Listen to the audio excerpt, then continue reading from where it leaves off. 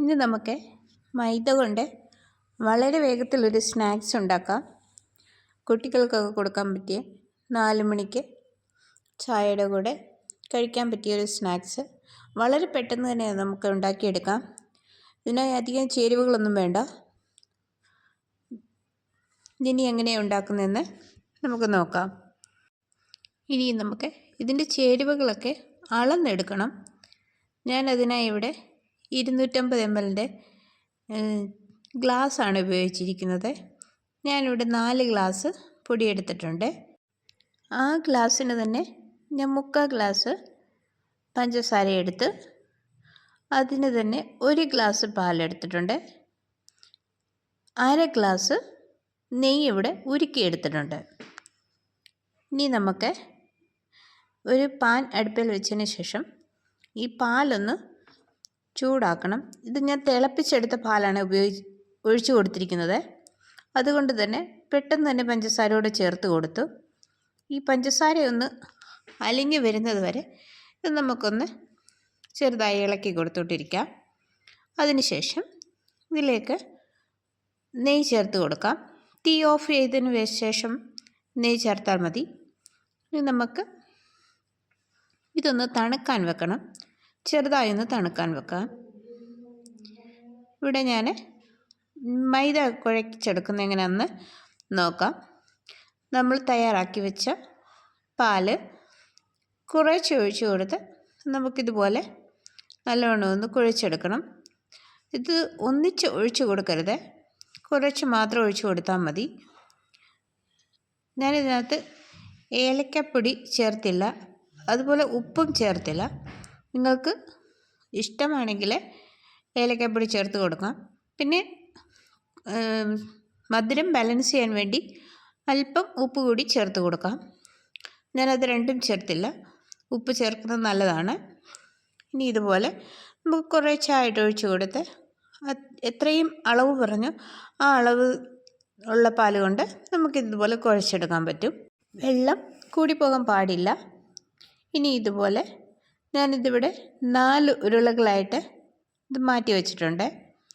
ഇത് നമ്മൾ ഉണ്ടാക്കി വരുമ്പം അത് ഒരെണ്ണം കൂടെ എക്സ്ട്രാ വരും. കാരണം നമ്മൾ ഇതിൻ്റെ സൈഡൊക്കെ മുറിച്ച് വരുമ്പോഴത്തേക്ക് ഒരു ഉരുള കൂടെ കിട്ടും.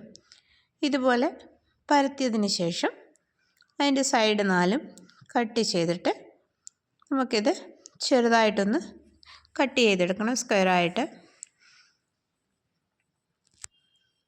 ഇതുപോലെ കട്ട് ചെയ്തെടുക്കാം. അധികം കനം കുറച്ച് പരത്തരുത്. ഈ ഒരു രീതിയിൽ വേണം നമുക്ക് കിട്ടേണ്ടത്. ഇച്ചിരി കട്ടിയായിട്ട് തന്നെ ഇത് നമുക്ക് മുറിച്ചെടുക്കണം. ഇങ്ങനെ നമുക്ക് ബാക്കി വന്ന എല്ലാ ഉരുളകളും നമുക്കിതുപോലെ പരത്തിയെടുത്ത് മുറിച്ചെടുത്ത് വെക്കാം. ആദ്യം അത് ഇതുപോലെ മുറിച്ചെടുത്ത് ഒരു പ്ലേറ്റിലാക്കി വെക്കാം. അതിന് ശേഷം നമുക്കത് വറുത്ത് കോരിയെടുക്കാം. പിന്നെ ആട്ട കുഴയ്ക്കുമ്പം നെയ്യ് ചൂടാക്കി ആട്ടയ്ക്കകത്ത് ഒഴിച്ചിട്ട് വേണമെങ്കിലും കുഴയ്ക്കാം. അല്ല എങ്കിൽ ഞാനിപ്പോൾ കാണിച്ചതുപോലെ തന്നെയും ചെയ്യാം. അത് ഓരോരുത്തരുടെ ഇഷ്ടം. നെയ്യ് ഉരുക്കിയതിന് ശേഷം ആട്ടയിൽ ഒഴിച്ചാലും മതി, മൈദാപ്പൊടിയിൽ. ഇനി ഇതുപോലെ നമുക്കെല്ലാം ഒന്ന് തയ്യാറാക്കിയെടുക്കാം. പിന്നെ ഈ ചാനൽ ആദ്യമായിട്ടാണ് കാണുന്നതെങ്കിൽ സബ്സ്ക്രൈബ് ചെയ്ത് സഹായിക്കണം. ഇനി നമുക്ക് ഇത് എങ്ങനെയാണ് വറുത്ത് കോരുന്നതെന്ന് നോക്കാം. ഞാൻ ചീനച്ചട്ടി അടുപ്പിൽ വെച്ചതിന് ശേഷം ഇവിടെ എണ്ണ ഒഴിച്ച് കൊടുത്തിട്ടുണ്ട്. എണ്ണ നല്ലവണ്ണം ചൂടായി വരുമ്പോൾ നമുക്കിതുപോലെ കുറേശ്ശെയിട്ട് വറുത്തെടുക്കാം. തീ കൂട്ടി വെക്കരുത്, മീഡിയം തീയിലിട്ട് നമുക്ക് ഇത് വറുത്ത് കോരിയെടുക്കാം. പിന്നെ നിങ്ങൾക്ക് എൻ്റെ വീഡിയോ ഇഷ്ടപ്പെട്ടെങ്കിൽ നിങ്ങളുടെ അഭിപ്രായം അറിയിക്കണം, സപ്പോർട്ട് ചെയ്യണം.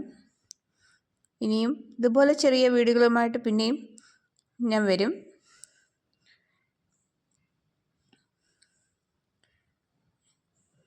ഇതുപോലെ തീ കുറച്ച് വെച്ച് അല്ലെങ്കിൽ മീഡിയമിൽ വെച്ച് നമുക്കിതുപോലെ വറുത്തെടുക്കാം. തീ കൂട്ടി വെച്ചാൽ അകം വേകാൻ ബുദ്ധിമുട്ടായിരിക്കും, പുറം മാത്രം കരിഞ്ഞു പോകും. അതുകൊണ്ട് തീ കുറച്ച് വെച്ച് തന്നെ ഇതുപോലെ വറുത്തെടുക്കുക. കുട്ടികൾക്ക് തീർച്ചയായിട്ടും ഇഷ്ടപ്പെടും. ഇപ്പോഴത്തെ കാലത്ത് കുട്ടികൾ ബിസ്ക്കറ്റും ലേസ് കുറുക്കുറെ അങ്ങനെയൊക്കെ കഴിക്കുന്ന സ്ഥാനത്ത് ഇതുപോലെ വീട്ടിൽ ഉണ്ടാക്കി കൊടുക്കുക കുഞ്ഞുങ്ങൾക്ക്. അവർക്കും ഇഷ്ടപ്പെടും, ഹെൽത്തിന് നല്ലതാണ്.